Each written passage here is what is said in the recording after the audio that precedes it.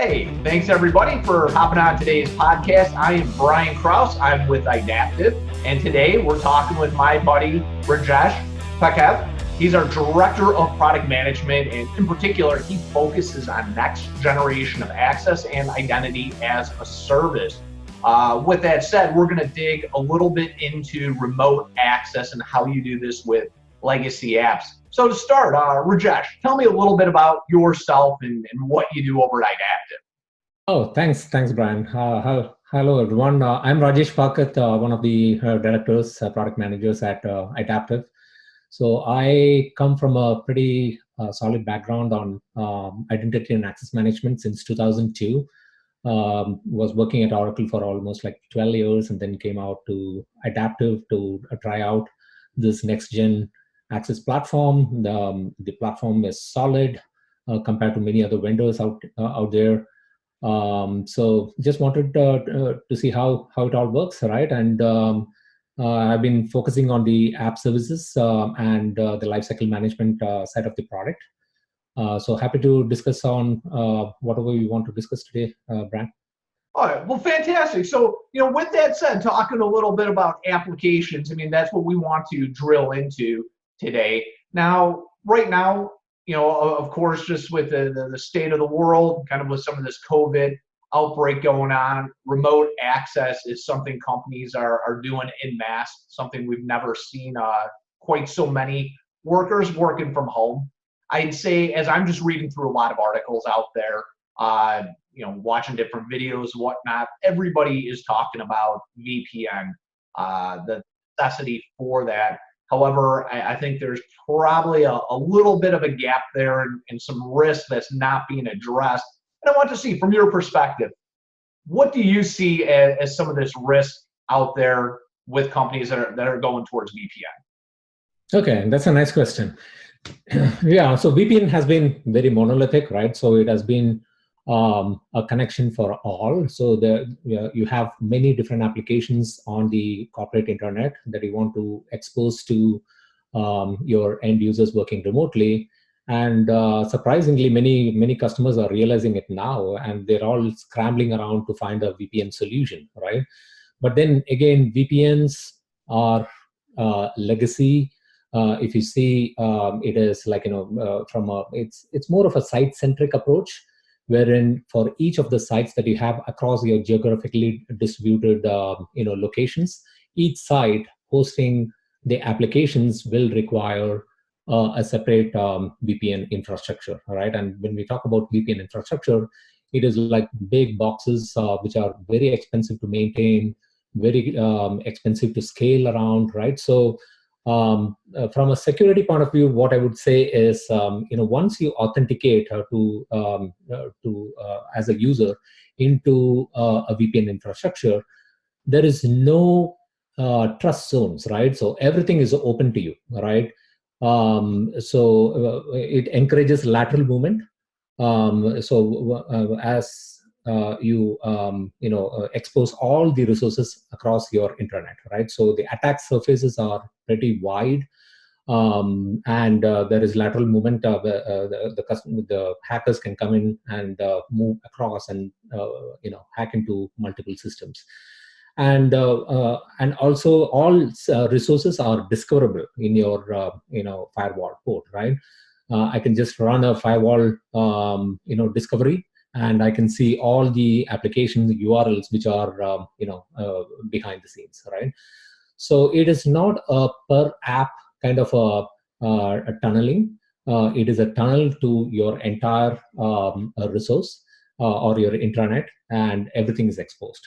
So that is a huge security concern that some of the providers like a per app VPN provider like us, or like a software defined perimeter providers like Google Beyond Corp, or many other providers are ScaleFT and others are providing, right?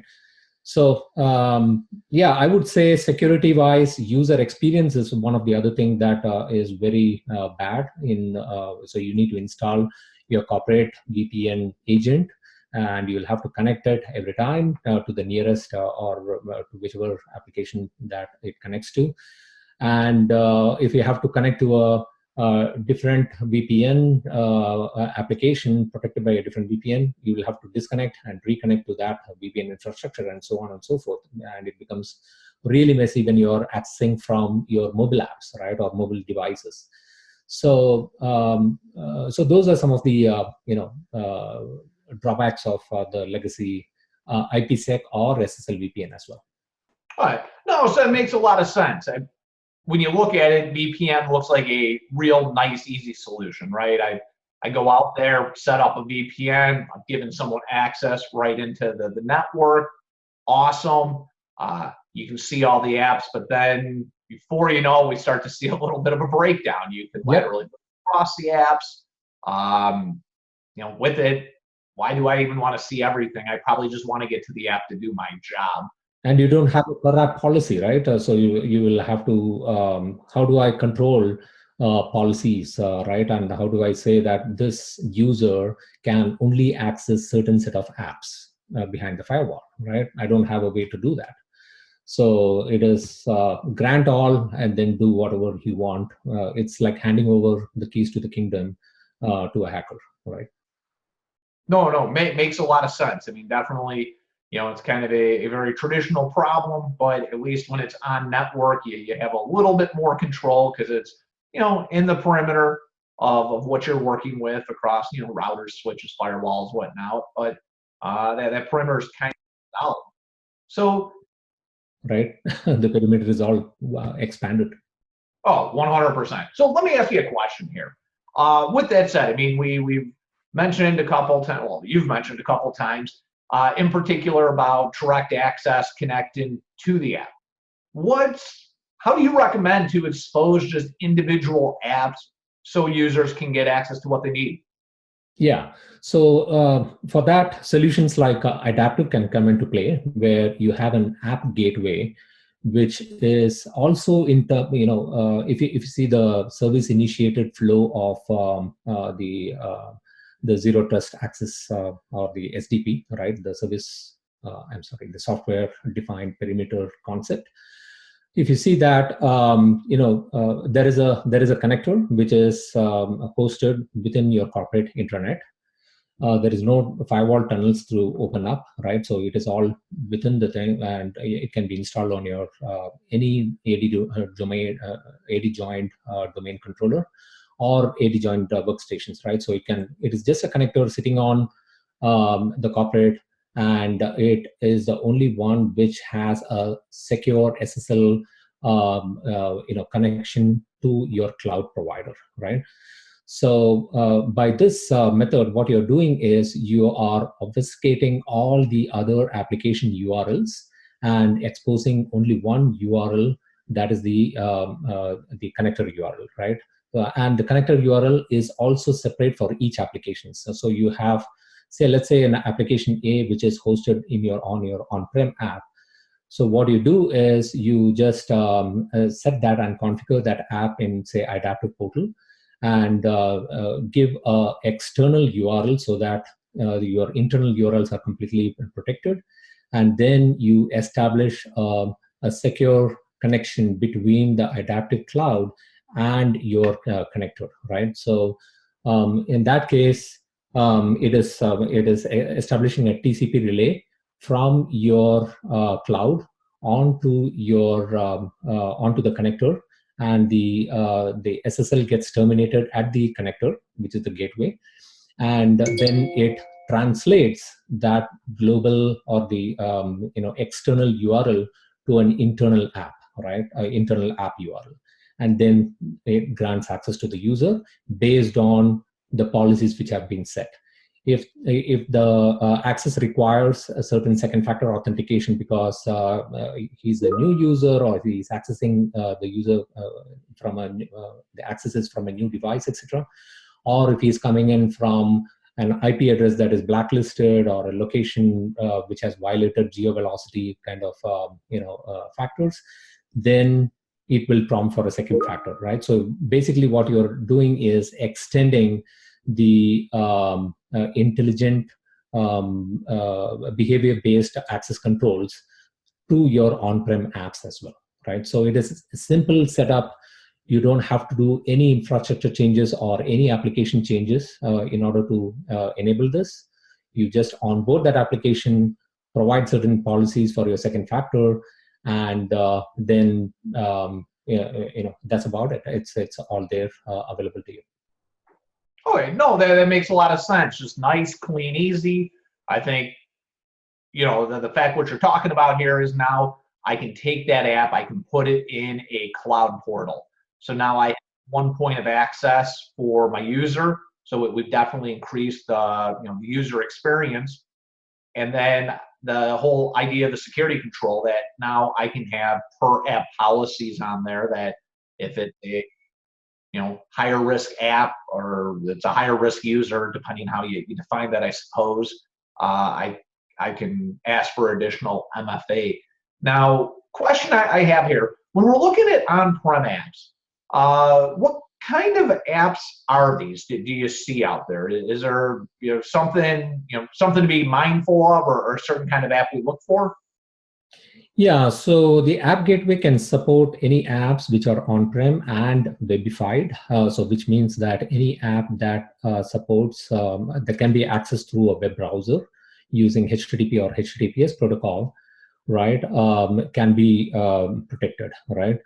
So we can also do an authentication using integrated Windows authentication, which means that you log in once into your Windows system, for example, right? And then you can access your on-prem app or your cloud app without needing to sign on again to that app, right? So you can pass on that IWA credentials or the Kerberos credentials to the app gateway, and this app gateway can terminate it and then authenticate the user back into the system, right? So from a systems point of view, all your legacy apps, like whether it is Oracle, SAP, or any other Oracle or web apps, can be supported using this. And but for other native apps which require, like the clients like RDP and SSH, ours is kind of a completely agentless kind of a solution.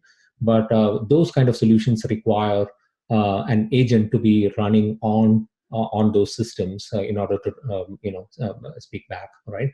So that is where solutions like an SDP, the software-defined perimeter, like ScaleFT and Perimeter 81 kind of solutions comes into picture, where you can install the agents on the systems, on these systems, and then establish RDP connection and SSH connection, right? So to answer your question, any app which supports a web browser-based access can be, and HTTP and HTTPS can be supported by our app gateway.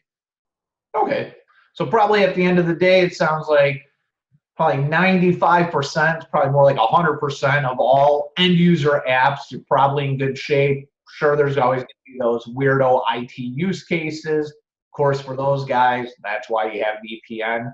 But for all of the standard workforce, all the people that we're sending home for the first time, this concept of using an app gateway for a direct connect access per app base is certainly the way to go. Yep, and there is also a concept of HTML5 RDPs right now, right? So wherein it's a web browser-based RDP. So you need a client. So since it is web browser, now you can protect it using this app gateway itself, right? So any access to your on-prem apps, like your SaaS, or I'm sorry, the SAP or Oracle apps, which are completely not web browser based, that can also be done using an HTML5 RDP based solution, right? Which then can be protected by our HTTP app gateway solution. So there are multiple ways of protecting those native apps as well. All right, fantastic. Well, then, with that said, let's leave this off. Especially in the spirit of working from home. From your perspective, a company that's looking to make a quick move to establish business continuity with remote workforces, what are the top couple considerations they should be thinking about? Yeah, so As I said, security is the main concern, right? And we are all talking about zero trust. So it's the traditional VPNs. No way, it is not a zero trust. It's a zero trust everyone, right? So trust once, and then you're in, right? So security in terms of zero trust, wherein you have to verify every user access, not only at the time of authentication, but continuously authenticate, keep authenticating till that user session is valid, right? And then validating their devices, right? That is a very key important factor of zero trust, that none of these IPsec VPNs or SSL VPNs kind of infrastructure supports, right? Because it's on one, they only trust the IPs, right, and the network locations, and that's about it. But how do I make sure that the device from which I am accessing is also trusted and validated, right? So that is where you need to really focus on. And then, as I said earlier on, continuously and intelligently monitoring the user access, right? Not only at the time of authentication, but throughout the session validity. So when I think about users remotely accessing my system, it's just I shouldn't just get one VPN infrastructure and put it in and then say that you're all you can work remote right now. Rather, I should think about, in these testing times, I should really think about all these zero trust principles before I select a system, right?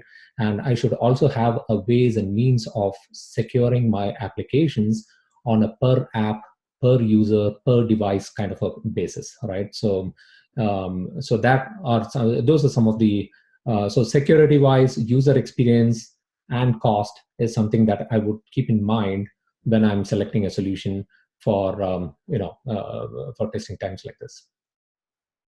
Okay, that sounds good. So I guess to kind of surmise, probably if I were to say a framework you'd recommend is every single application you're trying to give user access to probably should be able to answer 3 questions. If you can answer 3 questions of how do I know it's the right user?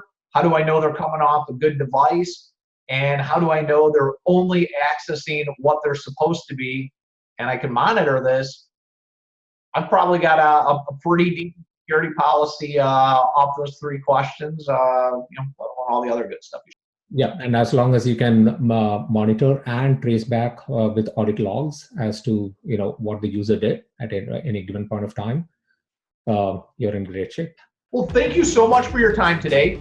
I'm going to put your information below in our video with your link to your LinkedIn. So if anybody wants to reach out, obviously people know me, they can hit me up, but reach out to you directly. And thank you very much. Enjoy your weekend.